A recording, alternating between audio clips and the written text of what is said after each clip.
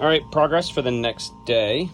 So got all of the fuel system back on, all brand new injectors, new crush rings, a couple were rebuilt, popped off. Everything's hand tight right now because I'll probably have to go back and crack everything. Injector pump is on, 2 throttles right there.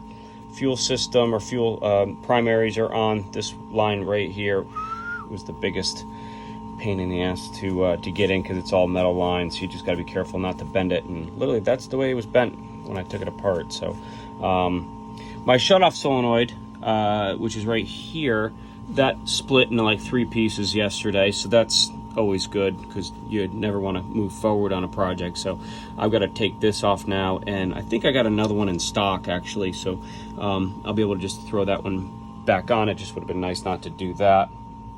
I bought some new hose for here, so when I marry up the multi-cooler with the antifreeze system or the cooling system, that will be all new hoses. It's like I said, really the only time that you can do that is when you pull off the multi-cooler or pull this off here. It's easier to do it all at once, and I've already done the lower one, so we're good on that one for newer water pump. On the back side here, multi-cooler, I still need to finish bolting up. It's all set and ready to go.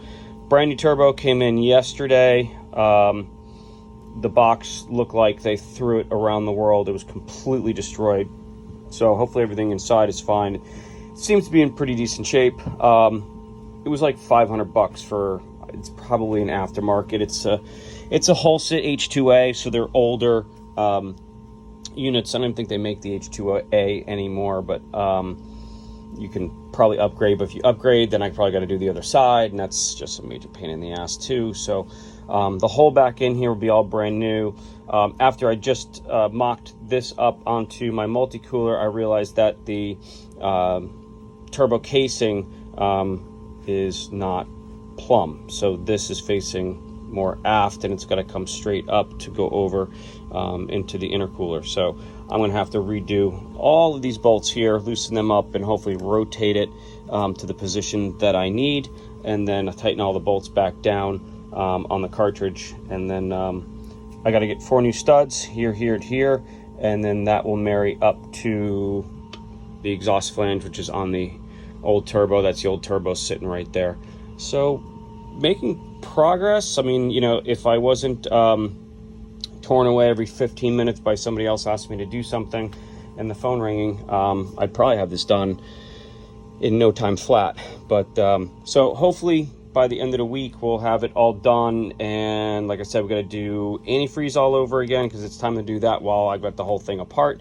And fresh oil, even though I just did the oil with all of the debris and everything else, it's just easier just to get it cleaned out, cheap insurance, and then we'll go from there and get her fired up and see if anything's changed. So that's pretty much about it. We are making progress. Oh, I have a brand new valve cover gasket. Otherwise, I would have thrown that on. I left that back at the shop, so I'll bring that probably tomorrow and throw that on, throw the head gasket on. That way we're done throughout this system here as well. So that's pretty much it. We're making progress, and hopefully we'll get this thing back out in the water and get it back in charter service because it's cost me a fortune. All right, that's it for today. All right, good morning. So put the head on the other day and put the valve set on and the rocker arms and stuff like that. And there's rods that are connecting rods, and this is one of them. And they're supposed to be straight, and you can see that that one is a little bent. So when I torqued that rocker arm assembly down on number 6 right here, I did not see that this was the top part, which goes right into here.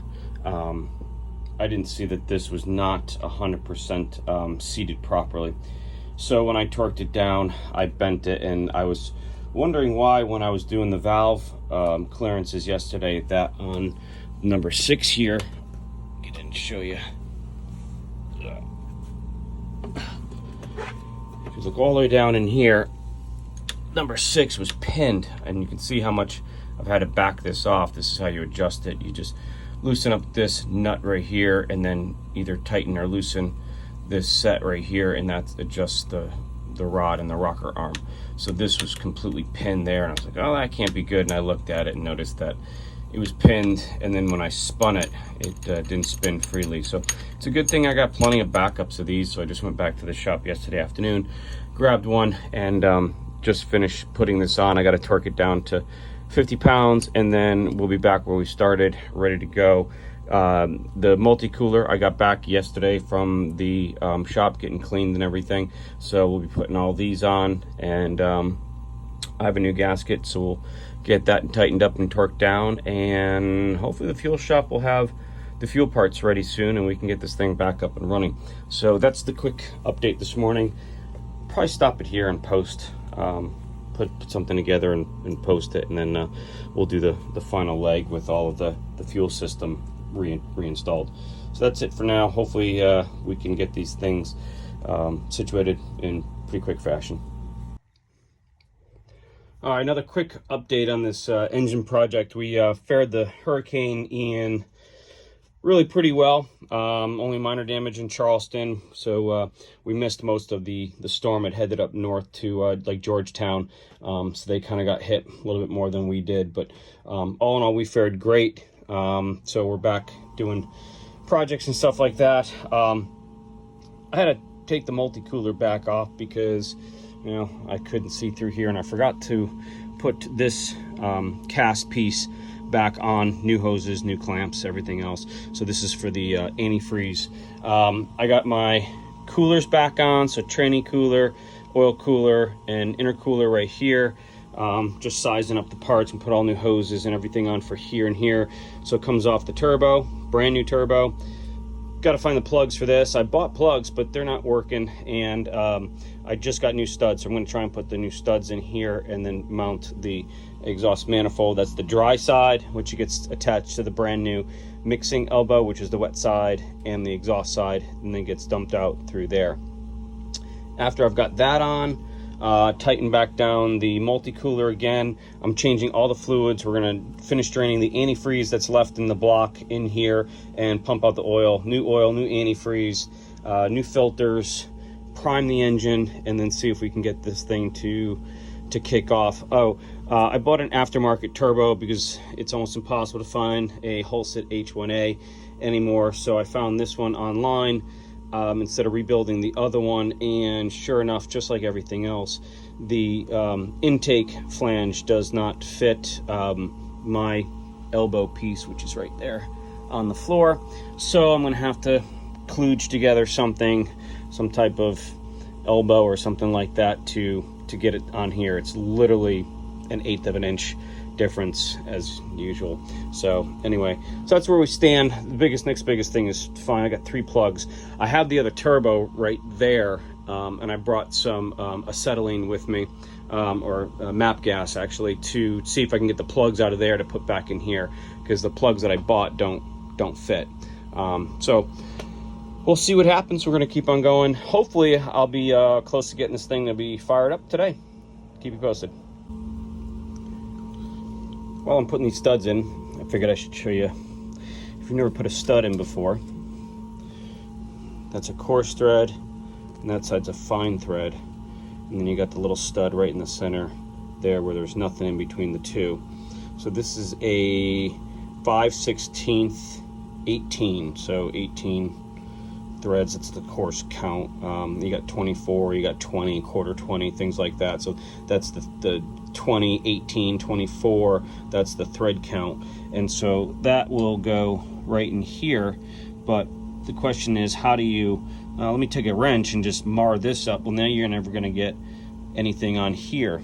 So if you take one of your nuts and screw that on here, and then take this off,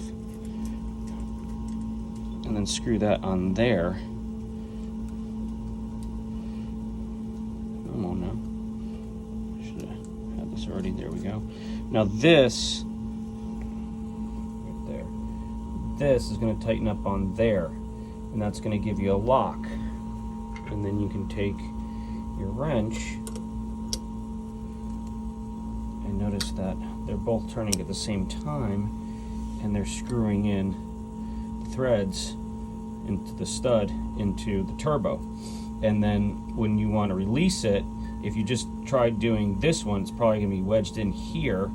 So if you tighten this one up a little bit more here, what you're going to do, like that, you're still going to put pressure turning it inward, but it's going to loosen up this. You can turn that off, and now they're both loose again. So you pull both of them off and move on to the next one. So that's a quick and easy way to put a stud in anything. So that's the way I do it. You guys can do it differently, but that's an easy way to do it if you only have the two nuts and a stud. Oh yeah, why not, right? Okay, so I don't know what day it is, but it's the day after the last video. Matt's back. He's been out 2 weeks with COVID. I told him he had it, didn't believe me. Matt, do you have COVID? Yeah, I did. After I said I was invincible and I wasn't going to get it. That's called karma. Anyway, so Matt's back helping us. We're just about done. Done all of the hoses and fresh hoses here, and anywhere that we could possibly put a fresh hose, we put a fresh hose. Tried priming the system. I've got fresh oil, fresh filter in it, brand new antifreeze. And then, you never know what's going to leak until you start filling the thing with fluids. And this hose right here I had replaced, put a brand new hose on, and it leaked. So in order to get that hose off, you have to take off the entire multi-cooler, which is this entire thing right here, which means you got to rip apart all of this right here and then separate it from the engine with the new gasket that's inside of there and everything else. So we put the other one back in. It's fine. It's a soft-walled thing. It's just for the radiator or for the antifreeze. So put that back in, and then this hose clamp got rammed and jammed in between there. So I almost had to take it out for like the 4th or 5th time, and I was able to break it loose and broke it. And so I got another hose clamp, put that back on. So I've been trying to prime the system. I have a manual prime right there. You just lift this lever up and down. So periodically, as I've been working on this thing, I've been trying to fill all the lines and the rails with fuel. And so hopefully when we go and fire this off, it won't be that big of a deal. So I'm pushing on it now, and it's got some pretty good pressure on it. And then it goes away, and then it fills back up and again and kind of goes away. So we're going to turn this over and see what happens. I'll have Matt videotape that, so you guys can witness this thing, whatever it's going to do. Hopefully it'll fire up and run real nice, and we'll take it out for sea trials. We'll see what happens. Okay, I did my first initial crank with the button off just to kind of get the fluid through it, and I heard air and coming from the top of the head here. So kind of knew what it was, is that these are your injectors, which are kind of like spark plugs for a gas motor if you don't know what they are. And this is these two bolts here, the collar that holds the injector into the head. I don't think I have, yeah, over here. So these are the bushings that go on the back side of that and on the injector. So the injector goes inside of there, and then the bolt is here and squishes down, and that's what creates the seal on the injector. So these bolts just weren't tight because I had to go back and do something else. So that's why I forgot. So I just cranked it one more time, and it sounds normal. So we're gonna start cranking it and see what happens. Maybe I'll have Matt videotape the first crank over. We'll see what happens. Cool. Ready? Yep.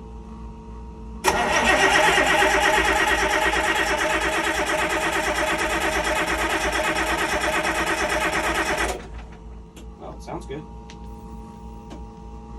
So there's no fuel in any of the lines.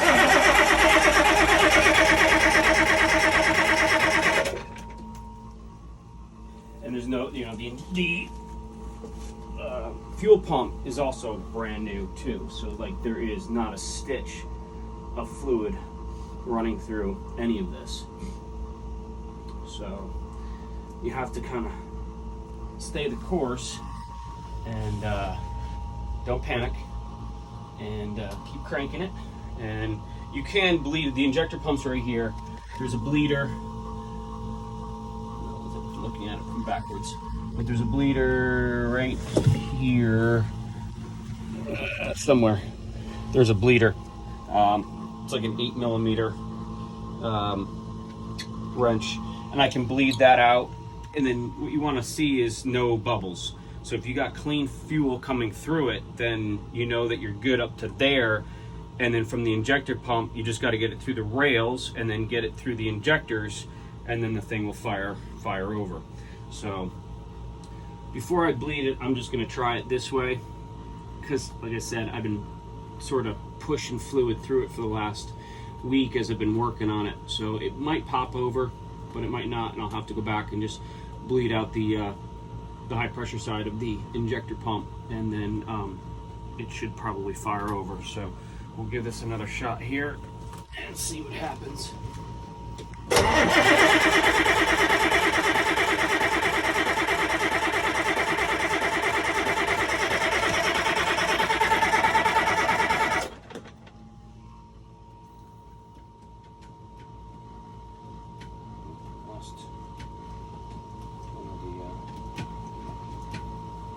Lost the upper helm too. My C-clip must have come out.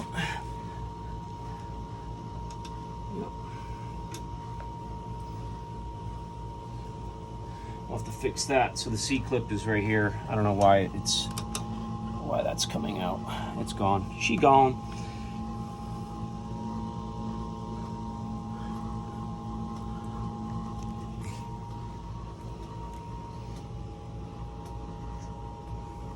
So the upper helm wouldn't work for throttle because the throttle's right there. All right, we'll give her another whirl, and we gotta stop and tighten that up. See more shit that we find out when we gotta go through. See the oil leaking out of here? So that's just the tranny line. So that's not tight. All right, shut the camera off. We'll just tighten these up. Okay, so we did both the transmission lines and the main oil cooler lines, and reprimed everything. I broke this up here, not broke it, but I cracked this here. This is where the pump is and going to the return. So we got plenty of fuel up there, which means we're getting it to the injector pump and everything else. So do it one more last time, and we'll see. Get it fired off, and I may shut it down just to take a quick look. So we'll see what happens here.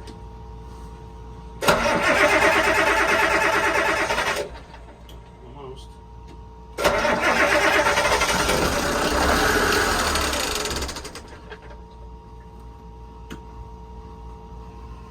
She fired. She get close. Okay, so that means we're getting oil up to the injectors now, and there's probably just some air bubbles that are still left in it. So we're going to prime it one more time. Again, if you run out of fuel on a diesel, this is what you got to know how to do. Just looking around,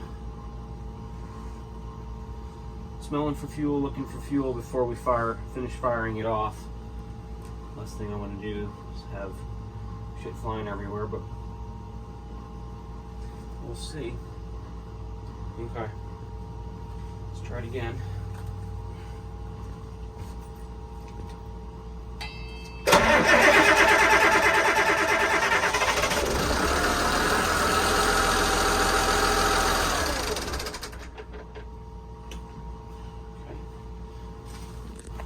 Okay. Sounds pretty good. What do you think?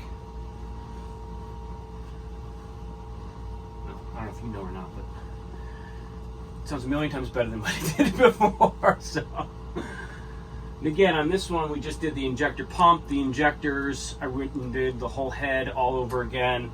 Put a new turbo on, redid all the lines, the two bundles, the multi-cooler. So basically, a whole top end on a new turbo. New exhaust elbow, whole top end basically, for what we can do. New fluids, obviously.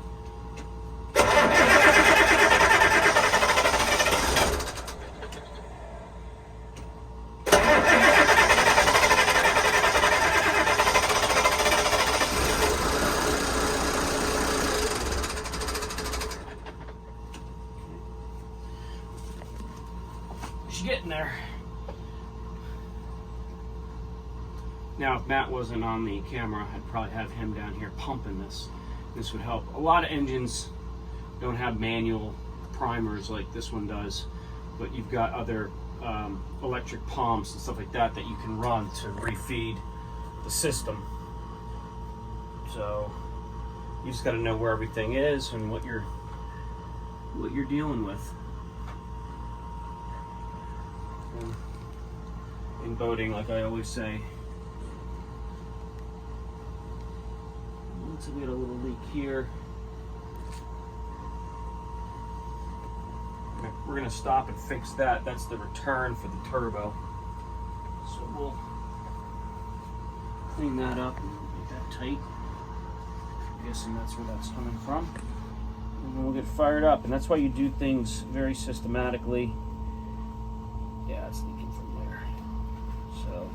So otherwise, if you fire this off and you weren't paying attention, I mean, you could just drain this entire thing full out, and I mean, we've only got a couple little drops here, which we've got just in time, but may not catch it in time and grenade the whole engine. I just need a flathead. You can shut it off. So we got the oil leak fixed on that return for the turbo. The hose wasn't on properly. So again, that's why you do things just systematically. Just do a little crank, check it out. Things are starting to move, what's leaking, fix it before you fire it up. Because like I said, if you just fire it up, close the doors, you'd probably grenade this thing. So let's see if we can't get this thing going.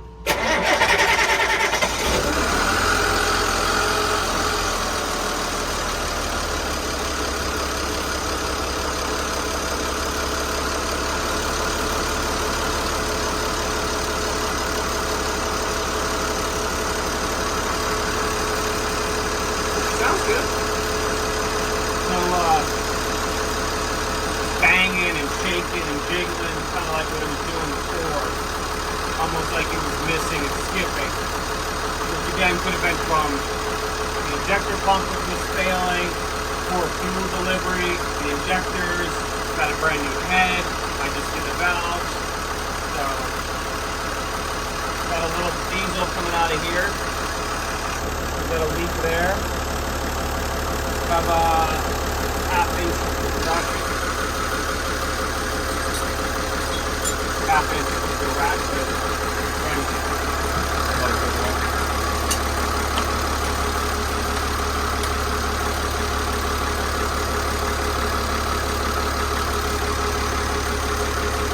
Looks like the only one is this. Everything else seems to be good and tight, and extension.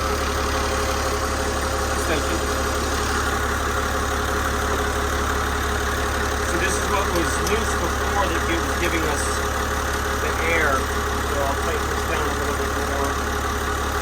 Get it away.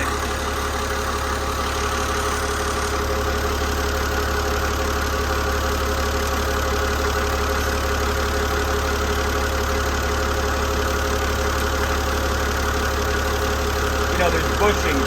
You don't really want to tighten them too much because you don't want to compress them where they end up blowing out either. So just a little bit, and you got to do them both at the same time. So, you know, a couple turns on this side, a couple turns on the other side. Still leaking. Could be coming from the return. This is your return rail right here.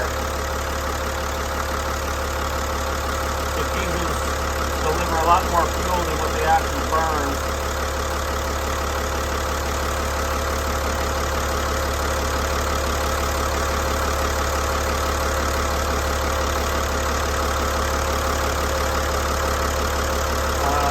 That is,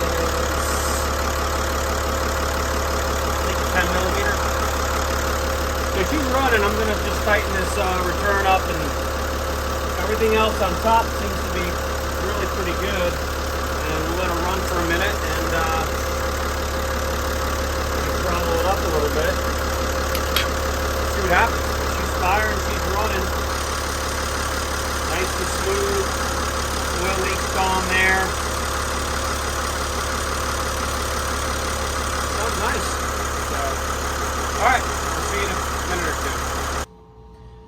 right, so we got it back up and running. The number 6 cylinder, I redid the bushings and everything, which are brand new. It's still leaking, so I may have to just pull the injector out of that and then just check it and then put it back together again, which I've got to pull all the last 3 injectors in order to get enough wiggle room to pull that last one. So nothing is easy.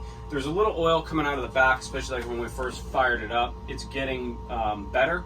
So with the new turbo and a new this and a new head and a new head gasket and everything else, it could just be residual stuff. It looks like it's going away. We've run it for about 20 minutes now. We've checked the hoses and clamps. I'm almost down to 4 digits here because, well, I was an idiot and tried checking and I didn't know where my finger was, and I rolled my finger on the belt and the pulley. I looked. I still have a finger. I'm not quite sure how I still have my finger. There's not a lot left to it. took a big chunk out of it, so I iced it and we're back at work. We don't take time off for silly things like losing a finger or anything like that. So anyway, we're back at work. So I'll fire this up and you guys can see how it's running. Runs really pretty good. Still a little loose on that, but nice and smooth. And the other one I just rebuilt. Fired right up as well. So pretty much exactly the same. Same RPM, same cadence. The motor's not shaking and rocking and whatever. The timing's good. Compression seems to be good. Valves are good. So, minus the tiny little bit of oil that I got going on the back of the engine, and that little leak right there should be cooled off. You should be able to run sea trials tomorrow. I want to put a little more antifreeze in there. I got 5 gallons of antifreeze in there right now, and it's still not kind of topped off, so we're going to put a little bit more in there. I'm going to go make sure my finger's still attached, and that'll be it. So we'll come back tomorrow and get everything cleaned up, and then hopefully run sea trials and wrap this project up. That's it.